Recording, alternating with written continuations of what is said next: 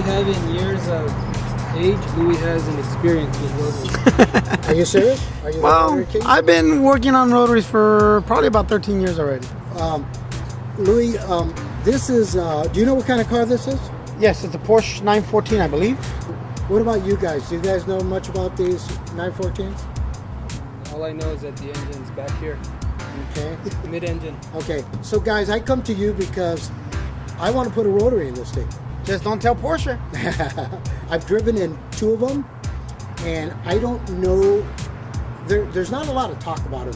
I don't know if the fact that they just haven't been very successful, or maybe they're just not talking a lot about it. Well, the problem is when you get somebody that's inexperienced with the rotary doing a swap like that, it is very unreliable because they take it as it's a Honda motor or a regular piston motor where you can throw anything at it and it'll work.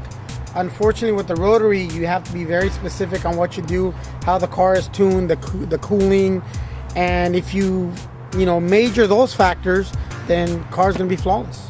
This is a 1973 1.7 4 cylinders, probably about, if anything, maybe 90 horsepower, not that much. Unfortunately, okay. What's maybe, stock horsepower on this? Okay, like 90. So anything better than 90. What if we would double the horsepower? Would you be happy? That'd make me very happy. Hey, let's look at the engine. We can probably do NA. Let's look for the engine. Whoa, there's no motor in here. There's no engine. What's going on Perfect here? place to fit it in. Powered by hamsters. Yes. Okay, as you guys know, the motor's in the middle. Somebody opened it up, so let's take a look at it. Open it up for me. There you go. So here it is. What we should have done is open the back. That's not in there either. That's right, and look at that. But here's the thing, guys. It's a mid-engine, right?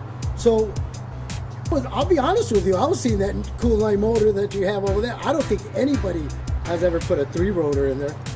Not in the 914. It's not been finished. It's really There's one in Irvine that has never been finished. a 914 Yes. with a 3-rotor. Yes. Really? Yes. How come it hasn't been finished? Takes a lot of Really? money. A lot of money. Expensive. I mean, What is is the motor expensive? well, What's motor is somewhat expensive. The main thing is the electronics to make it work, the fuel system you need, and because it's a bigger motor, more heat, the cooling, all that stuff is basically what comes into a big part of the budget. now? How much horsepower is that? Oh, that motor, it all depends anywhere from 350 to 600 horsepower on a stock configuration. Once you start running into porting and all that, you can get them all the way up to 1600 horsepower. Okay, so let's talk about this car right here. Again, I want to be able to drive, maybe not every day, but take it out on weekends and have fun and know that I'm not going to get stuck somewhere. Because it overheated, like you said. Maybe I need the right combination. The combination that's going to make it, fun. This car is fun. To me, an ideal combination would be just a NA 13B. You can do your choice of earlier model. We can get creative and do an RX-8 motor in it. 9,000 RPM rev line, daily driven, pump gas, 250 horsepower. That should be plenty for the weight of this car. Exactly, the right balance, because if you go too crazy on power, then you're going to run into the issues where cars not going to want to turn, it's going to want to stop, and there's different things we're going to have to upgrade at that point. Now you said Go ahead. What's the budget? That's a good question. The budget. What's the customer's budget? Okay. Customer's time frame. Okay. That we have to build it. And budget, time frame,